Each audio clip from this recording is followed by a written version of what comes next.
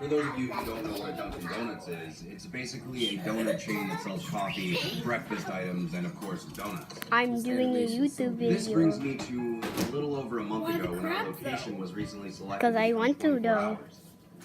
A lot of other establishments would maintain a 24-hour drive-through window, but ours was fully open. Dang. I'll be honest, it was interesting to see the new types of customers who would come in during these hours. We, of course, had the hipsters and goths who had nothing better to do at 3 a.m. than to sit in a coffee shop drinking 1 cup for an hour. What's it look There like? were the occasional overworked businessmen and interns, trying desperately to finish that last-minute presentation. A couple weeks ago, I had encountered a new type of customer, though he is very difficult to describe. Have you ever met someone that makes you nervous for some unknown reason? Yeah. Well, at around 2:30 a.m., a man walked in with a large overcoat, with the collar pulled up, and a black beanie on his head. What struck me as odd first was the lack of people in our lobby. Normally, at this time, we'd have the goths huddled in the corner cursing the system or something. But the entire store was empty aside from this man, myself, and my manager who was in the back. Probably sleeping or something. After Hey. this person walked in, I thought it had to be a homeless man, trying to escape the cold and possibly seek out a hot cup of pity. Homeless man. But then I saw his face. Too well He was somewhat dressed. gaunt, but cleanly shaven. His eyes had dark circles around them as if he were tired, but he seemed quite energized.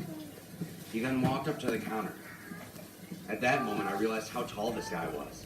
Dang. He's freaking Slenderman! I asked him what he would like to order. He just stared straight ahead as if he were zoning out. I Hello. repeated my question a bit louder.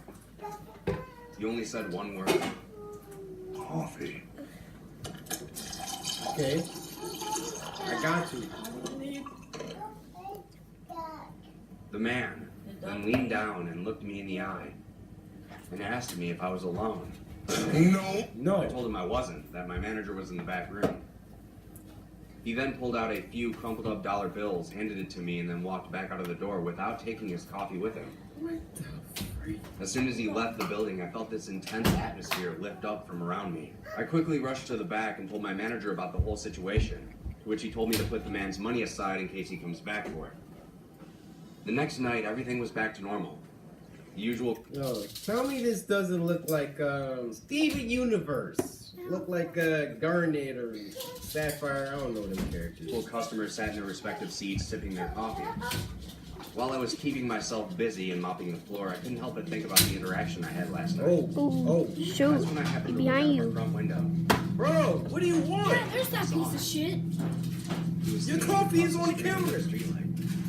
He was just standing there staring at me. I turned to see if my manager was behind the counter, and when I looked back, He was gone. Oh, this guy. at that point, I was starting to feel unnerved. My last night working there was the worst by far. And also the reason I quit.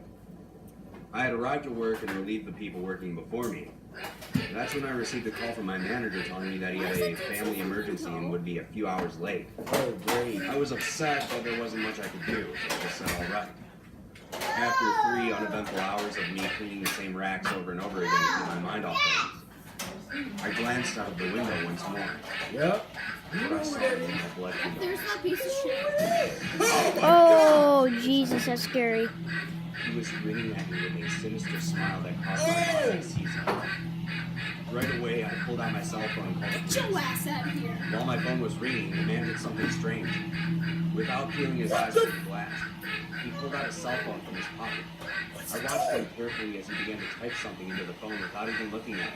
Look at him. At that moment, my phone buzzed, notifying me of a text. The message said, "Now you're alone." Oh! Fuck this shit out.